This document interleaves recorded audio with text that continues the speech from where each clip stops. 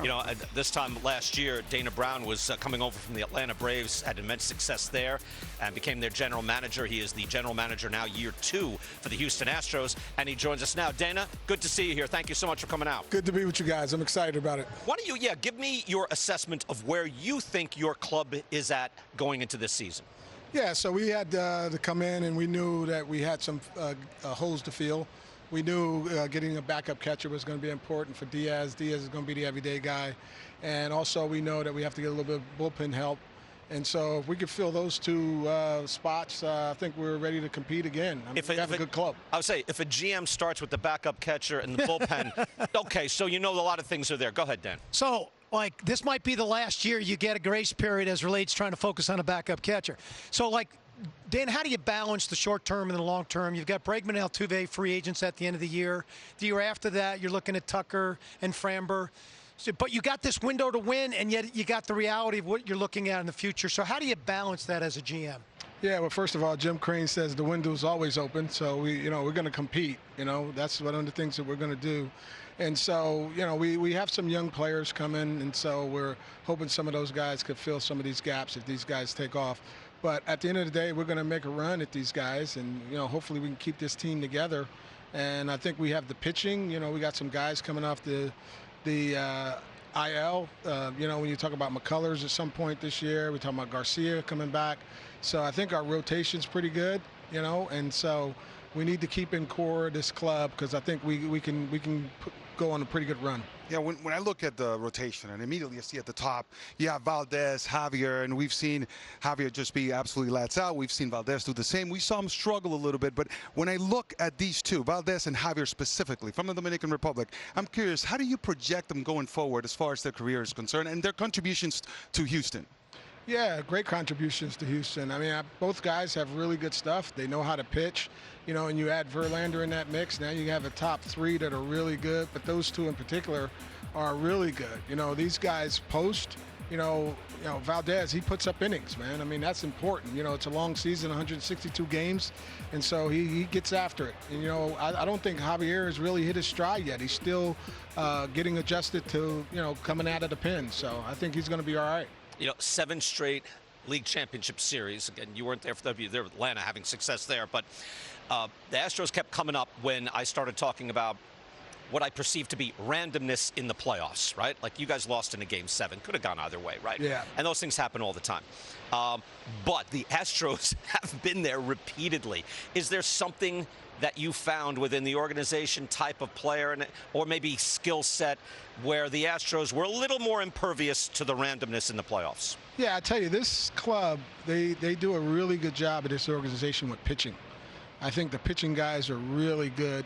And you combine that with some pretty good position players and really good defense, you got a chance to go on some runs into the postseason. And that's what I found here, that the pitching is really good. We have some depth. I mean, think about it. We lost McCullers. He went down. We lost Garcia last year. He went down. We lost Urquidy for a while. He went down. And you know what? Those guys battled through. We still won the division. We went deep into the postseason. We came 1 game away from the World Series. And I just think it's a combination of those 3 things. The pitching, the good position players, and the defense. I just want to underline that because we've seen in the last 2 years, Mets had a great season, bumped out. Dodgers, back-to-back good years. Braves look great, bumped out, right. And it hasn't quite happened to the Astros. Yeah, your first really major decision, I mean, you had to make a lot of them since you've taken the job already. Some people don't even know about it, and they were important decisions. But the manager's position, was that kind of like you knew exactly what you wanted to do when Dusty made the decision that he wasn't coming back next year? Yeah, I think anyone like Joe Espada, who sits under all the good managers that he's sat under, is a good candidate. We both learned a lot from Dusty. He was around Dusty a whole lot more than I was around Dusty. I was around Dusty for a short while, and I got to tell you, he's got some stories. Dusty has some really good stories. And, sometimes I go down to his office, he'd pin me down there and say, let me tell you a few things, young man. Kind of like Hank used to do it over in Atlanta. And so, it was great being around Dusty. I think Joe and I hit it off from day one. And I thought, like, you know what, this man has paid his dues this is a good guy for the next job. He has a feel for the clubhouse, and we're excited about what Joe's going to do. Dan, but personally for you, I mean, you come, and this is a huge challenge because you have the last 10 years, right, the trajectory of the Houston Astros. We can call it a dynasty. Yeah. And here you are, we're facing some questions, some players that may be leaving, approaching free agency. I mean, it's got to be incredible for you to say, okay, how am I going to engineer? I mean, you see how it goes, the ebbs and flows go up and down. I mean, should we expect the Astros perhaps to go through a dip before they go back up again? No, I don't think so, because we'll be relentless about acquiring players. And, whether it's through the draft, whether it's through trade, whatever it takes, international, we're going to be relentless about getting players. And I think that this club, we know what it means to win. We know how it feels to win. And as I mentioned before, you're going to be in the postseason if you have good pitching. We really have some good pitching people here. They do an outstanding job. They can really turn careers around, and that's helpful when we're going out and scouting and making those type of adjustments. We're always trying to examine best practices within organizations, and you came from the Braves where things were working. You go to the Astros where things are working. Give me one difference that you found going from the Braves to the Astros as far as how things are done institutionally. Yeah, I just think that the pitching depth was really, really good here. I mean, I keep talking about the pitching because you need pitching to win. It's pitching, pitching, pitching. So that's more the culture of that. That's more the backbone, the backbone of what the organization thinks. Yeah, and the culture, they're both winning cultures. Make no mistake about it. The Atlanta Braves run under Alex Anthopoulos. They're outstanding, and Alex is a heck of a baseball man. I mean, Alex and I go all the way back to 2002 when we first started to work together. And so, the way he runs things, that the similarities are, we really lock in on makeup, which is very important. We try to get the scouting reports right. That's very important. And we use the information and the data.